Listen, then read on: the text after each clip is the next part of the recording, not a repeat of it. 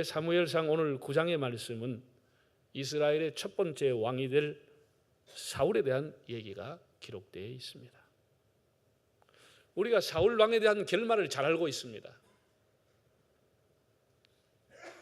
또 그가 개인적인 감정과 사사로운 어떤 시기심을 가지고 다윗을 그렇게나 곤경에 빠뜨리고 핍박을 했다고 하는 사실들도 잘 알고 있습니다. 그래서 사울에 대한 이미지가 거의 안 좋습니다. 평가가 안 좋습니다. 그러면 사람들은 선입견을 가지고 사울을 보게 됩니다.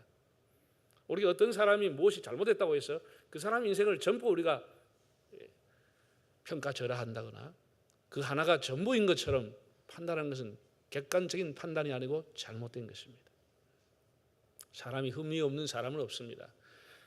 비록 사무엘이 결말이 그렇다 할지라도 우리가 함부로 사무엘을 재단해서는 안 됩니다. 정죄해서는 안 되고 그에게도 배울 만한 것이 있다고 하는 것. 어떤 사람이든지 배울 게 있고 어떤 사람이든지 본받지 말아야 할 부분은 다 있는 것입니다. 오늘 9장에 나오는 사무엘의 면면을 살펴보면 그의 인간적인 면면이 우리가 배울 만한 가치가 있는 것이 있음을 보게 됩니다. 좋은 성품의 소유자였습니다. 오늘 본문을 보면은 만남이라고 하는 단어가 떠오르게 되고 인생에서 만남이 얼마나 중요한가라고 하는 것을 알게 됩니다. 어떤 의미에서 우리 인생의 성패는 만남에 있다 해도 과언이 아닙니다. 학생은 좋은 멘토, 좋은 선생님을 만나면 인생이 바뀌게 되겠죠. 회사원은 좋은 사장님 만나면 직장 생활이 보람이 있습니다. 좋은 배우자 만나면 인생이 꽃이 핍니다. 좋은 국가의 지도자를 만나면 국민들이 행복하게 됩니다. 이성계가 정도전을 만나지 않았다면 조선을 개국할 수 없고 왕이 될 수가 없었습니다. 누구를 만나느냐, 이건 굉장히 중요한 것입니다. 물론 좋은 만남도 있겠지만은 악연도 있습니다. 만나지 말아야 할 만남도 있습니다. 여러분, 우리 인생의 가장 좋은 만남, 최고의 축복의 만남이 무엇이겠습니까? 예수님과의 만남입니다. 우리 인생관과 가치관이 바뀌어지고 인생의 목표가 달라지고 사명을 찾게 되고 생명과 진리를 깨닫고 구원의 길을 갈 수 있다고 하는 것은 예수님을 만난 은혜입니다. 오늘 성경에서 몇 가지 만남을 생각해 보겠습니다. 먼저 본문에는 혈연 관계의 만남이 기록되어 있습니다. 자, 화면을 보고 1절, 2절을 한번 읽어보실까요? 베냐민 지파에 기스라 이름하는 유력한 사람이 있으니 그는 아비엘의 아들이요 스롤의 손자요 베고라스의 증손이요 아비야의 현손이며 베냐민 사람이더라. 기스에게 아들이 있으니 그의 이름은 사울이요 준수한 소년이라. 이스라엘 자손 중에 그보다 더 준수한 자가 없고 키는 모든 백성보다 어깨 위만큼 더 컸더라.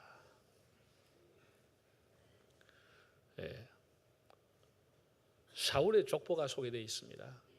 베냐민 지파의 사람이더라. 기스의 아들이다. 이런 얘기입니다. 여러분, 이 족보가 있다는 것 무엇을 의미하죠? 부모님이 있다는 얘기잖아요. 누구든지 부모의 얼굴은 몰라도 부모 없이 태어난 사람은 없습니다. 거의 대부분의 사람들은 인생의 첫 만남을 부모와 갖게 됩니다. 부모님과의 만남은 내가 선택할 수 없는 하나님의 섭리에 의한 만남입니다. 좋은 부모님을 만난다고 하는 것, 또 부모의 입장에서는 좋은 자식을 얻게 된다고 하는 것, 그것은 축복이 아닐 수 없습니다. 사울이라고 하는 사람은 기스의 아들이었고 베냐민 지파의 사람이었다. 이 베냐민 지파, 뭔가 목에 가시처럼 걸리는 지파입니다. 하나님의 뜻은 참 오묘한 것입니다.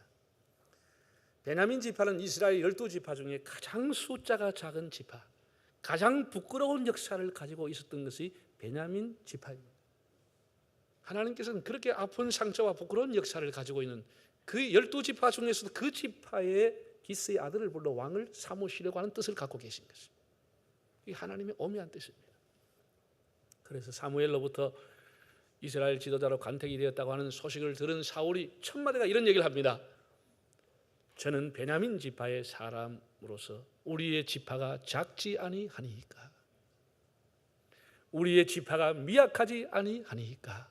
이것은 그의 겸손이 아니고 현실적으로 그는 가장 작은 지파의 출신이었습니다. 이런 가슴 아픈 부끄러운 역사를 베냐민 지파가 갖고 있었습니다. 그러면서 하나님은 그 아픈 역사 속에서 한 청년을 불렀습니다. 성경은 이렇게 말하고 있습니다. 그의 아버지는 기스요 유력한 사람이라. 유력하다고 하는 히브리어로 기볼할이라고 하는 단어입니다. 기볼할. 이 단어의 의미는 재산이 많다, 덕행이 많다, 지위가 높다 이럴 때 쓰는 단어입니다.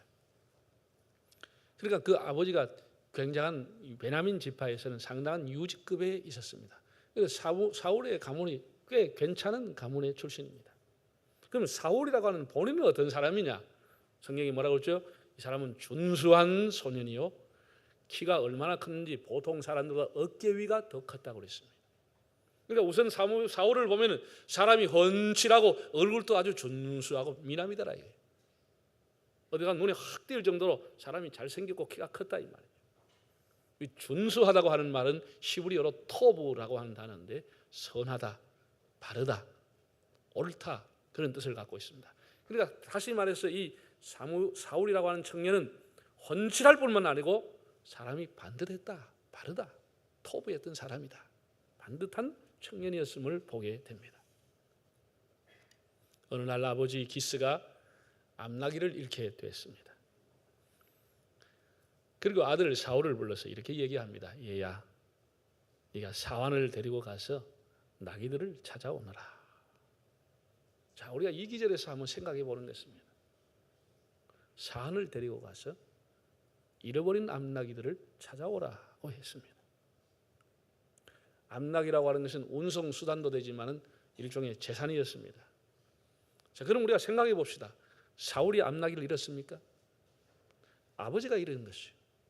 아버지가 장에 팔려고 갔다 잃은 것인지, 먹이를 주러 나갔다가 집단 탈출한 것인지, 사울이 잃은 것도 아니고 사울의 책임이 아닙니다. 그런데 아버지는 아들을 불러서 그걸 찾아오라는 거예요. 여러분, 온 천지 돌산이고 광야와 같은 곳에 가서 그 어디가 있을지 모를 그걸 찾아오라는 거예요. 잃어버린 것은 아버지가 잃고 찾아오는 것은 아들 보고 찾아오라는 것입니다. 아들의 입장인 사울이 얼마든지 토를 달 수 있죠. 아버지, 제가 잃었습니까? 어디서 잃었는지 제가 어떻게 압니까? 얼마든지 그로서는 거절할 이유가 있었습니다. 뭐 유력한 집안인데 한두 마리 없다고 해서 그렇게 무슨 그 재산이 축이 날 문제도 아닌데.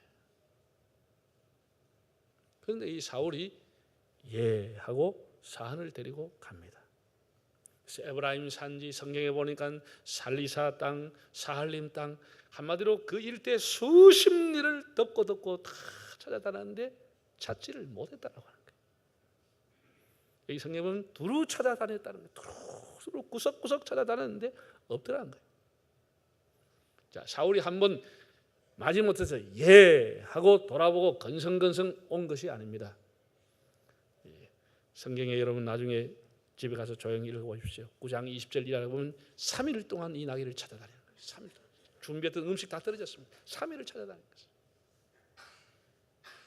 그러니까 이 사울의 효심이 대단한 것입니다. 아버지는 그저께까지 심하게 며칠이나 갈 줄 생각하지 않은 거예요. 찾아오라. 그 저녁에 니엇니엇 해가지면 아버지 찾아보기 어습니다. 이 들어와야 될 놈이 3일 동안에 찾아다니는 거예요. 3일 동안 찾아다니는 거예요. 성경에 이런 얘기를 했습니다. 예수님께서 두 아들의 비유를 했습니다.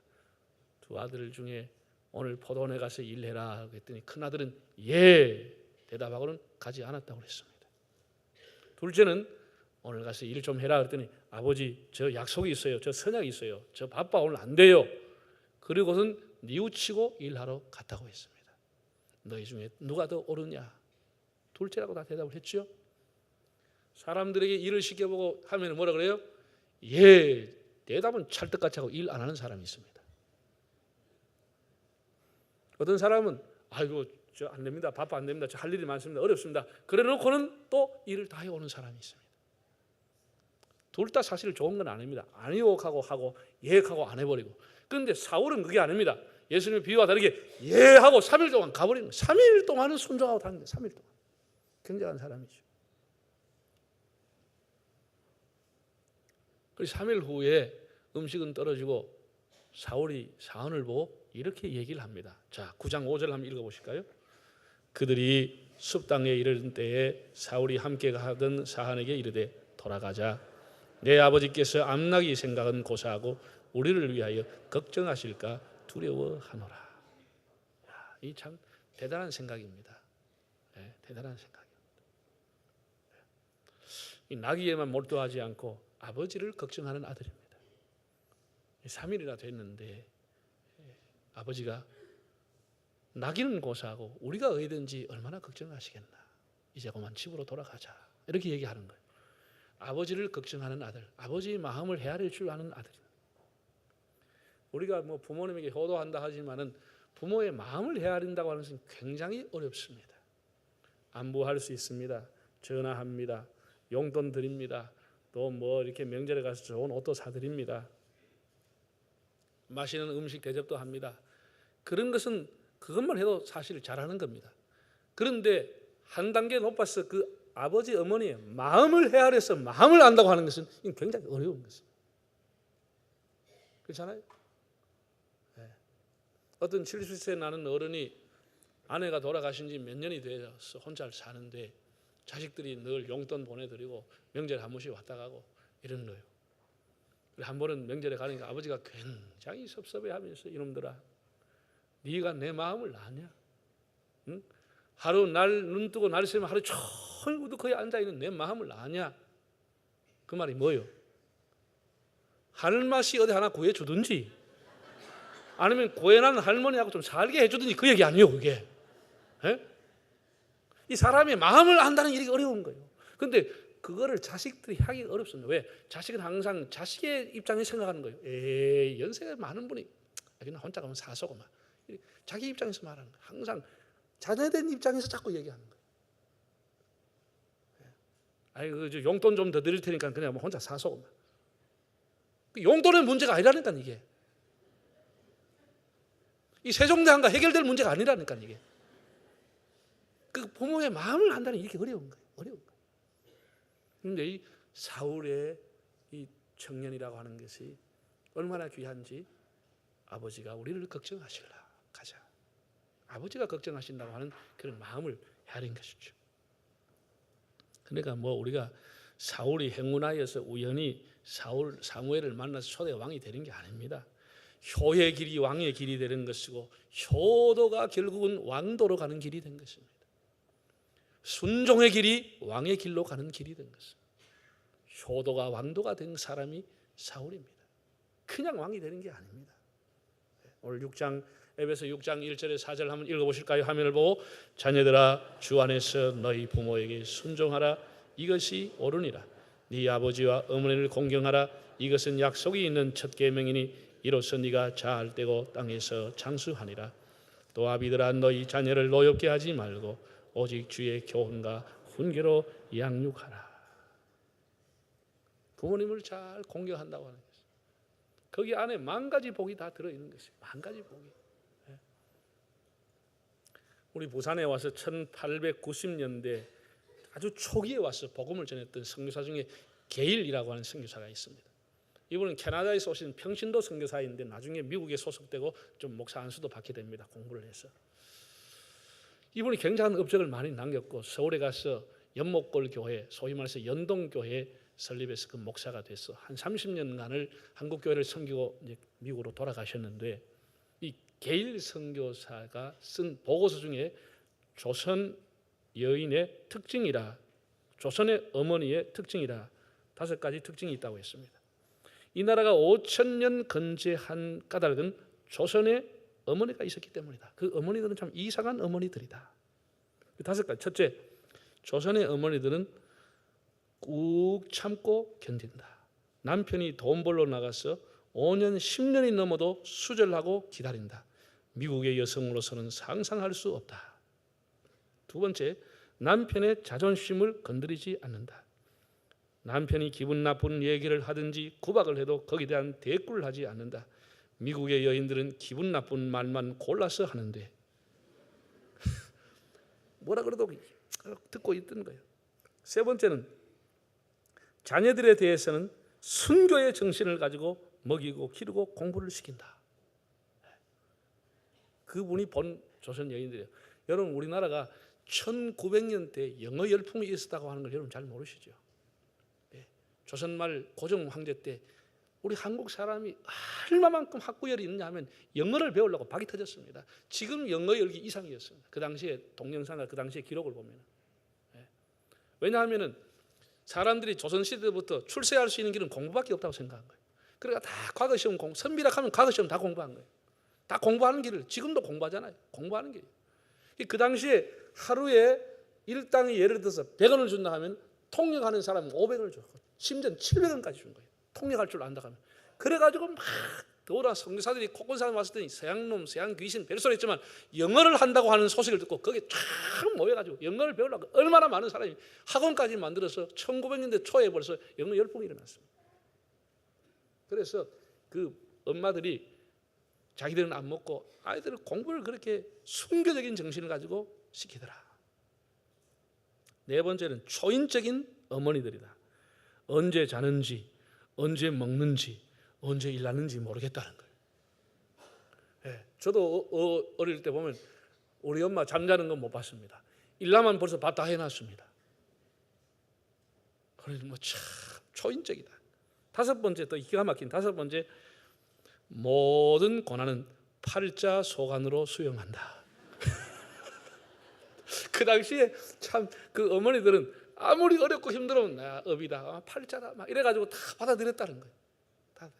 그래서 이분이 결론적으로 참 이상하다, 바람직하지는 않지만 어쨌든 이런 조선 어머니가 있었기에 5,000년의 조선 역사가 있다, 이렇게 기록을 했습니다. 네.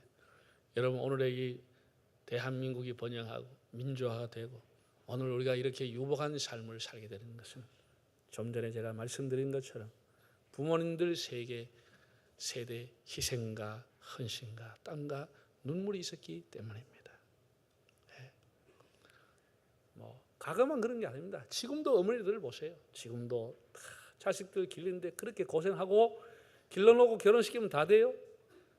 그때부터 다시 고생이 시작돼. 손자 나누면 다 키워줘야 돼. 아, 새끼 집어 땡기지요. 머리카락 땡기죠. 애들 잘미기가 덩치는 그가 막 허리가 부러진데 쭉 패지요, 할머니를.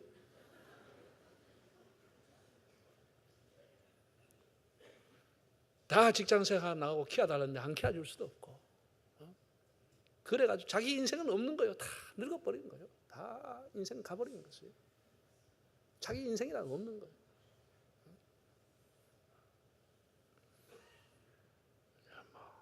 예외가 없지요.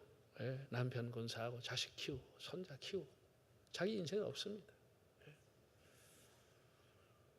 여러분 그 부모님의 은혜, 어머니의 은혜 잊지 마시기를 바랍니다. 일본이 우리나라보다 복음이 한 수백 년 빨리 들어왔습니다. 그래도 일본은 이 교세가 약하고 교회 복음이 널리 확산이 되지 못했습니다. 그 일본이 교세가 기독교가 확장되지 못하는 데는 일본이 가지고 있는 정신 문화가 큰 장애가 되었습니다. 일본이 가지고 있는 정신 문화가 수백 년 내내 오는 게 사무라이 정신입니다. 이것은 소위 말해서 무사도 정신이라고 하는 건데 이것이 복음을 전하는 데 굉장한 장애가 되었습니다. 이런 얘기 못 들어보셨죠? 왜 그런지 아세요? 무사도로 하는 게 이런 겁니다. 내가 책임지면은 내가 잘못하면 내가 자기라는 거예요. 내가 책임지고 내가 자기라는 거예요. 근데 교회에서 자꾸 말하는 것은 뭐예요? 죄는 사람이 짓고 예수가 대신 죽었다는 이게 안 되는 거예요. 일본 사람은 용납이 안 되는 거예요. 무슨 얘기하고 있는 거예요? 죄를 지가 지고 죽을 죄를 졌으면 지가 죽어야지 왜 누가 대신 죽어? 그건 있을 수 없는 거예요. 그래서 일본 사람들이 받아들이지 않는 거예요. 특별히 남자들은 자기가 잘못했다, 자기가 책임이 있다, 자기가 책임을 지고 자기가 자결하고 끝내야지 무슨 죄를 다른 사람을 넘겨? 그건 있을 수 없다는 거예요. 그래서 이 무사도 정신이라고 하는 것이 일본의 복음을 굉장히 방해합니다. 그런데 우리나라는 복음이 이렇게 빨리 확산된 이유가 뭐예요?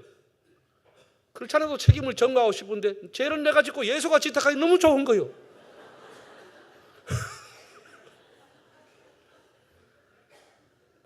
건수만 있으면 자꾸 마누라 했다, 아 했다, 누가 했다 자꾸 하는데 죄는 우리가 몽땅 짓는데 예수가 대신 줬다. 세상에 이거 진짜 복음이다, 야 이거. 복음이다. 빨리 받아들이는 거예요. 빨리 받아들이는 거예요. 그 국민이 가지고 사상과 무관하지 않습니다. 두 번째 우리가 복음을 빨리 받아들이는 이유 중에 하나는 충효 사상이 수백 년을 내려온 유교 사상 중에 핵심이 충녀 사상입니다. 국가에 충성하고 군주에게 충성하고 부모님에게 효도하는 것. 이 충효라고 하는 것이 성경하의 사상과 거의 맞아떨어진 거예요. 하나님을 공경하고 그리고 또 어떻게 해요? 부모님을 공경하는 거예요. 물론 제사를 지내는 것에 대해서 상당한 반발이 있음에도 불구하고 교회가 제일 먼저 어머니 주의를 만들어서 특별히 부모님을 공경하는 주의를 지킨 것이에요. 이것이 사람들의 마음을 감동을 준 것이에요. 그리고 애국운동, 국가를 위해서 일제시대 애국운동을 한 것이에요. 그런 것들이 많은 사람의 마음에 감동을 주고 교회로 사람이 스스로 찾아오게 만들게 된 원인인 것입니다. 그 국민이 가지고 있는 사상과 결코 복음이 무관하지 않습니다. 그래서 지금 우리가 좀 이 쇠퇴에 갈 때, 정신문화가 쇠퇴에 갈 때 우리 크리스천 가정에서 부모님만 잘 섬기고 화목한 가정을 이루면 전도 절로 됩니다. 전도 절로 됩니다. 전도 안 해도 돼요. 너무 세상을 따라가기 때문에 전도가 어려운 것이에요. 아니 다른 사람은 지부모 아닌데도 경로당 가서 에어컨 사주고 선풍기 가지고 음식 갖다 준다는데 지부모도 못 섬기고 어떻게 하겠어요? 어떻게 하겠어요? 혈연의 만남이 축복이 될 수 있기를 바랍니다. 오늘 성경 본문에 보면 그 다음에는 상하의 만남이 나와 있습니다. 상하의 만남. 야, 아래 사람이 잘 만나는 게 축복입니다. 아래 사람. 자, 9장 6절 한번 읽어보실까요? 9장 6절. 그가 대답하되 보소서 이 성읍에 하나님의 사람이 있는데 존경을 받는 사람이라. 그가 말한 것은 반드시 다 응하나니 그리로 가사이다. 그가 혹 우리가 갈 길을 가르쳐 줄까 하나이다 하는 이 사환이 이렇게 얘기하는 거예요. 아까 얘기했죠? 그 사울은 3일이나 됐으니까 자기 산을 보고 이제 아버지 걱정하시다 돌아가자고 그랬습니다. 사환의 입장에서는 예하고 돌아가면 끝납니다. 그런데 이 사람이 어떤 정보를 어떻게 알았는지 모르지만은 이렇게 얘기합니다. 도련님, 우리가 여기까지 왔는데 이 근방엔 존경을 받는 훌륭한 선지자가 계십니다. 우리가 그 선지자를 한번 만나봅시다. 야, 이 기가 막힌 얘기예요. 여러분, 사울이 사무엘을 못 만나면 왕이 못 되는 거예요. 근데 그 사한이 그걸 어떻게 알았는지 모르는데 사울에게 이 근방에 존경을 받는 선지자님이 계시는데 우리 그분을 꼭 만나봅시다. 이렇게 건의한 거예요. 근데 사울도 인품이 좋은 것이 보통 아래 사람 얘기하면 이 쓸데없는 소리, 이 사람 배고파 못 살다 3일 전에서 집에 가. 말도 안 돼, 가. 이렇게 하면 끝나는데 사울이 그 사람의 그 차별하지 않고 무시하지 않고 멸시하지 않고 자기 종이 하는 얘기를 그대로 듣고 그래? 그럼 우리가 만나볼까? 만나러 가는 거예요. 이 상하의 좋은 만남이 서로를 윈윈하게 하는 것입니다. 아무리 튼실한 회사가 있다 할지라도 사원을 못 만나면 회사 망합니다. 날마다 데모하고 날마다 회상 자포가라 회사 사장 자포가라 떠들이 적히면 회사가 망하게 되는 것이죠. 무너져가는 기업도 좋은 직원 만나면 일어날 수 있고 좋은 지도자 오면 일어날 수 있는 것입니다. 이 상하의 만남, 이것이 오늘 본문에 나와 있습니다. 마지막 세 번째는 영적인 만남이 있습니다. 14절 한번 읽어보겠습니다. 그들이 성읍으로 올라가서 그리로 들어갈 때 사무엘이 마침 산당으로 올라가려고 마주 나오더라. 사울과 사환은 제사를 지내도 올라가고 사무엘은 내려오다가 마침 만나기. 참 기가 막혀. 마침 만나기. 사울이 사무엘을 만나지 않고는 왕이 되지 못합니다. 사무엘이 기름 부어줘야 되는데 이 결정적인 만남이 이루어지는 것입니다. 사무엘은 당대 최고의 영적인 멘토였습니다. 그런 자기 인생의 최고의 영적인 멘토를 만나게 됩니다. 요즘은 자기가 자기를 지도하는 세상입니다. 사람들은 다 똑똑해서 남의 지도를 받으려고 하지 않습니다. 자기가 자기를 지도하는 셀프 코칭이 되고 셀프 멘토가 되어 있습니다. 다른 사람 지도 안 받습니다. 그건 굉장히 잘못된 것이죠. 우리가 인생의 위대한 지도자, 영적인 지도자가 만난다고 하는 것이 우리 인생의 축복인 것입니다. 사무엘을 지도자로 모셨던 사람이 멘토가 된 사람이 두 사람입니다. 멘티가 둘이가 있는데 하나는 사울, 하나는 다윗입니다. 다윗은 사무엘의 영적인 지도를 받음으로 성군이 되지만은 사울은 처음에는 듣다가 나중에는 듣지 않게 됨으로써 하나님 앞에 버림을 받게 되는 것입니다. 좋은 지도자를 만나도 우리가 어떤 자세로 그를 만나느냐 하는 것이 중요합니다. 사랑하는 형제 자매 여러분, 왜 사울의 아버지 기스가 암나기를 잃었을까요? 왜 사울과 그 사하는 3일 동안 두루 다니며 찾고 찾아도 못 찾았을까요? 그것은 하나님께서 사울로 하여금 사무엘을 만나게 하시는 의도를 가지고 잃게 하시고 못 찾게 하신 것입니다. 우리가 잃어버리는 것, 우리가 손해보는 것, 우리가 못 찾는 것, 우리가 낮춰지는 것, 그 안에 하나님의 뜻이 있습니다. 하나님의 뜻이 있습니다. 거기 하나님의 섭리가 있습니다. 성경은 이렇게 말했습니다. 사람이 마음으로 자기의 길을 계획할지라도 걸음을 인도하신 이는 하나님이시라고 했습니다. 기스라고 하는 아버지가 그 암나기를 잃어버렸다고 하는 것, 재산상의 손실이고 마음이 아픈 일이지만 이러면서부터 하나님은 새로운 계획을 하고 계셨습니다. 3일이나 찾고 찾아도 못 찾았다고 하는 그 속에 하나님의 의도가 있었습니다. 오늘 우리 인생에도 어려움이 있고 잃어버린 것이 있어도 낙심하지 말고 우리를 향하신 주님의 뜻이 어디에 있는가 합력하여 선을 이루실 하나님을 신뢰하시기를 바랍니다. 오늘 사울의 효형을 배우고 만남의 소중함을 깨닫고 혈연의 만남, 상하의 만남, 영적 멘토의 만남과 특별히 주님과의 만남을 통해서 보람있고 복된 삶을 사시되 정말 작은 지파, 부끄러운 역사를 가지고 있는 그 지파 속에 사울을 선택하신 것처럼 보잘것없는 작은 나를 쓰시는 하나님 앞에 감사하고 여러분이 어디에 가든지 그리스도의 향기와 덕행을 풍기며 사시기를 바랍니다.